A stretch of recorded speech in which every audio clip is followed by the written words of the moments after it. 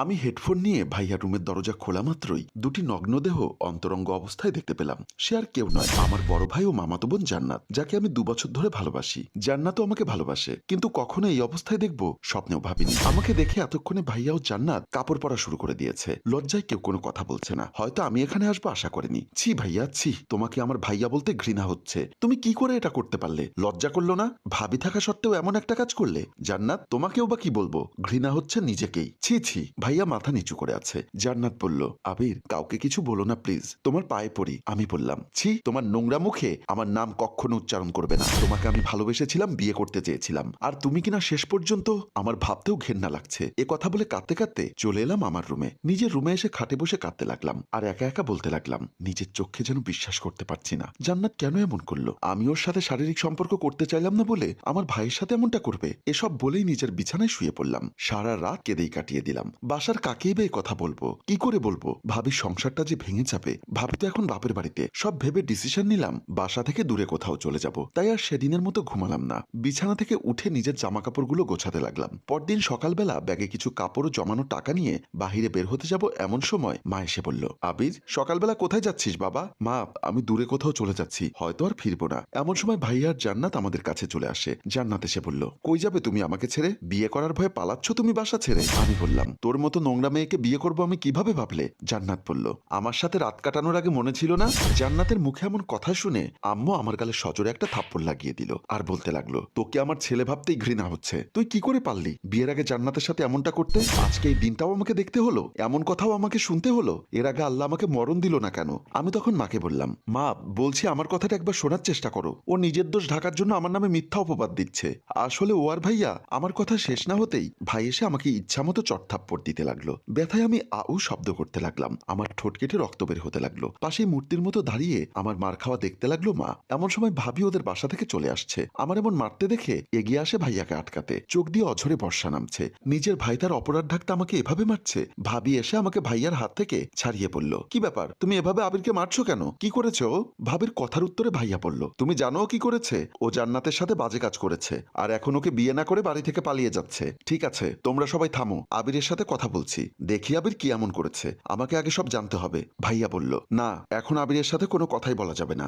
যতদিন না ওদের বিয়ে হচ্ছে ততদিন পর্যন্ত একটা ঘরে আটকে রাখতে হবে, না হলেও যে কোনো সময় পালিয়ে যেতে পারে। পাশে দাঁড়িয়ে থাকা আমার মা বলল, হ্যাঁ বাবা, তুই ঠিকই বলেছিস। এসব কথা বাইরে পাঁচকান হওয়ার আগে আমাদের কিছু একটা করতে হবে। তুই আবিরকে নিয়ে ওর রুমে আটকে রাখ। তারপর ভাইয়া আমাকে নিয়ে গিয়ে রুমে আটকে রাখে। আমি রুমে বসে একা একা কাঁদতে থাকি, আর ভাবতে লাগলাম, নিজের গর্ভধারিণী মাও আমাকে চিনতে পারলো না। 1 বছর আগে ভাইয়া অ্যাক্সিডেন্ট করে যখন হসপিটালে মৃত্যুর সাথে পাঞ্জা লড়ছিল, তখন আমি দৌড়ে চেম্বারে যাই। ডাক্তারকে গিয়ে জিজ্ঞাসা করলাম, ডাক্তার সাহেব, আমার ভাইয়ের কি হয়েছে? সে এখন কেমন আছে? জবাবে ডাক্তার বলল, আপনার ভাইয়ের অবস্থা বেশি ভালো না। ইমিডিয়েটলি তাকে 2 ব্যাগ রক্ত দিতে হবে। রক্তের গ্রুপ এবি পজিটিভ। আমাদের হসপিটালে বা বিভিন্ন ব্লাড ব্যাংকে খবর নিয়ে দেখেছি, কোথাও এই গ্রুপের রক্ত পাওয়া যায়নি। এখন যদি তাৎক্ষণিক তাকে রক্ত দেওয়া না যায়, তাহলে তাকে বাঁচানো সম্ভব হবে না। তখন আমি ডাক্তারকে বলেছিলাম, ডাক্তার সাহেব, আমার রক্তের গ্রুপ এবি পজিটিভ। যত রক্ত লাগে আপনি আমার শরীর থেকে নিন, তারপরও যেন আমার ভাইয়ের কিছু না হয়। আমি আমার ভাইকে জীবিত দেখতে চাই। সেদিন ডাক্তারের সাথে কথা বলে আমি আমার 2 ব্যাগ রক্ত দিয়ে বাঁচিয়েছিলাম আমার ভাইকে। সে কি করে পারলো আমার শরীর থেকে রক্ত ঝরাতে?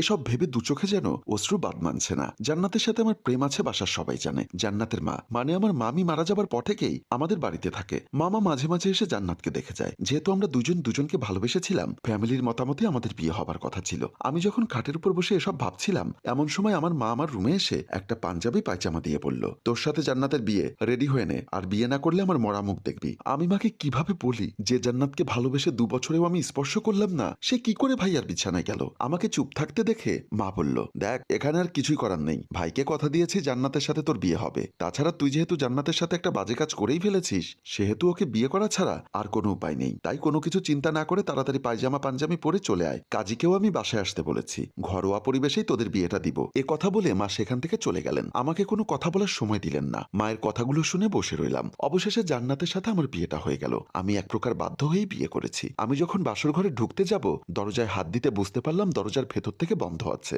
আমি কিছুটা অবাক হয়ে গেলাম। আমি তো ঘরের বাইরে, তাহলে জান্নাত একা ঘরে দরজা লাগিয়ে কি করছে? তৎক্ষণাৎ আমার কানে ভেসে আসলো জান্নাতের কণ্ঠ। আমি আবারও একবার অবাক হলাম। আমার বাসর ঘরে আমি যদি বাহিরে থাকি, তাহলে জান্নাত ঘরে কার সাথে কথা বলছে? কথাগুলো শোনার জন্য দরজায় যখন কান পাতলাম, তখন শুনতে পেলাম জান্নাত কাকে যেন বলছে, অনেক কষ্ট করে বাসার সবাইকে ভুল বুঝিয়ে মিথ্যা কথা বলে আবিরকে বিয়ে করেছি। জানি না এভাবে সবাইকে কতদিন মিথ্যা বলে থাকতে পারবো, কিন্তু দেখো আমি যতই আবিরকে বিয়ে করি না কেন তোমাকে কিন্তু আমার চাই, কারণ তোমাকে ছাড়া আমি একটা মুহূর্ত থাকতে পারবো না। আমি প্রথমে ভেবেছিলাম হয়তো জান্নাত মোবাইলে কারোর সাথে কথা বলছে, আমার বাহিরেও জান্নাতের অন্য কোনো ছেলের সাথে সম্পর্ক আছে, কিন্তু আমার সব ভুল তখন ভেঙে গেল যখন অপর প্রান্ত থেকে শুনতে পেলাম আমার ভাইয়ের কণ্ঠ।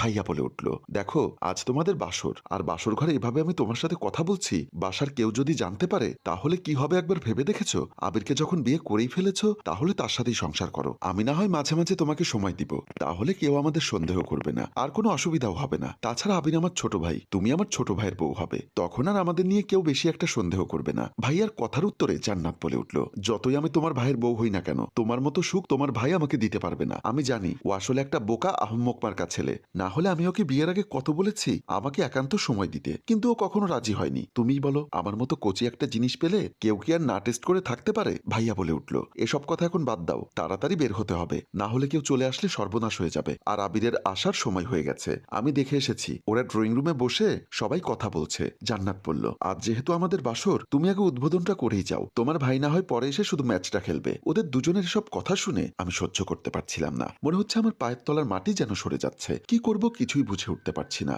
এক দৌড়ে চলে গেলাম ড্রয়িং রুমে, সেখানে আগে থেকেই বসা ছিল বড় ভাবি, মা ও মামা। আমাকে দৌড়ে আসতে দেখে ভাবি বলল, কি হলো আবির, বাসর ঘরে না গিয়ে আবার এখানে আসলে যে? কোনো সমস্যা, কিছু লাগবে?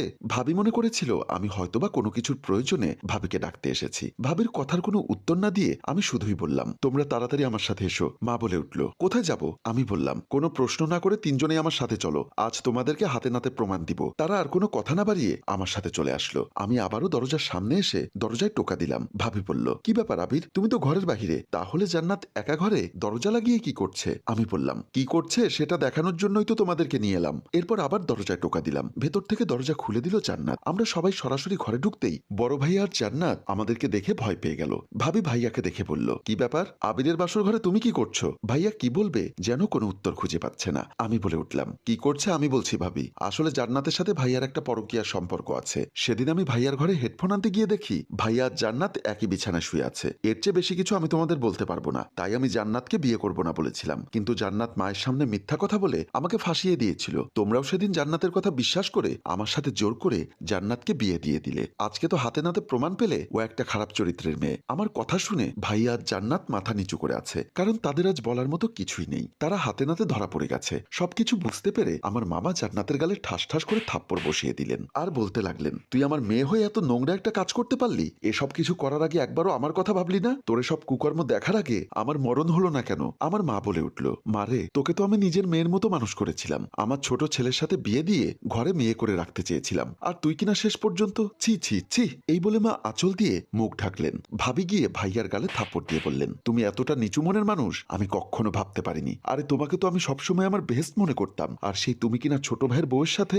না, আমি আর কিচ্ছু বলবো না। যেহেতু জান্নাতের সাথে তোমার আগে থেকে একটা পরকীয়ার সম্পর্ক রয়েছে, তাই তুমি জান্নাতকে নিয়েই সংসার করো। আমি এ বাড়ি ছেড়ে চলে যাব, কোনো দিনও ফিরে আসবো না তোমার সংসারে। সময় মতো তোমার ডিভোর্সের কাগজ পাঠিয়ে দিব। এই বলে ভাবি সেখান থেকে চলে গেলেন। আমি সবার উদ্দেশ্যে বললাম, আজ সব যখন সবার সামনে খোলাসা হয়ে গেছে, তখন ভাইয়াই জান্নাতকে নিয়ে সংসার করুক। এমন খারাপ চরিত্রের একটা মেয়ের সাথে আমি সংসার করতে পারবো না। চলুন মামা, আজ বাসর রাতটা না হয় ওদেরই হোক। এ কথা বলে আমরা রুম থেকে বের হয়ে গেলাম। জান্নাতের মাঝে বিন্দু পরিমাণ যেন অনুশোচনার ছাপ নেই। মনে হয় সে অনেক খুশি, কিন্তু ভাইয়া যেন লজ্জায় মাথা তুলে দাঁড়াতে পারছে না। ভাইয়ের চোখ বেয়ে যেন অনুশোচনার পানি বেয়ে পড়ছে। সে হয়তো মনে মনে ভাবছে, সামান্য একটা পরকীয়ার জন্য আজ তার সংসার ভেঙে তছনছ হয়ে গেল। নিজের মা ভাই সবাই তাকে ছেড়ে চলে গেল। এটাই কি জীবন? সম্মানিত দর্শক, আপনারাই বলুন, আবিরের ভাবি কি কাজটা ঠিক করেছে, না আবির কোনো ভুল করেছে? তাদের করা কাজগুলো কি ঠিক হয়েছে নাকি ভুল ছিল? কমেন্টের মাধ্যমে আমাদের জানাবেন। আর আমাদের গল্পটি যদি ভালো লেগে থাকে তাহলে লাইক, কমেন্ট ও শেয়ার করতে ভুলবেন না। গল্পটির রচনায় কাজী সাব্বির, পরিচালনায় রেজাউল কবির চৌধুরী, প্রযোজনায় এফ এ নয়ন চৌধুরী।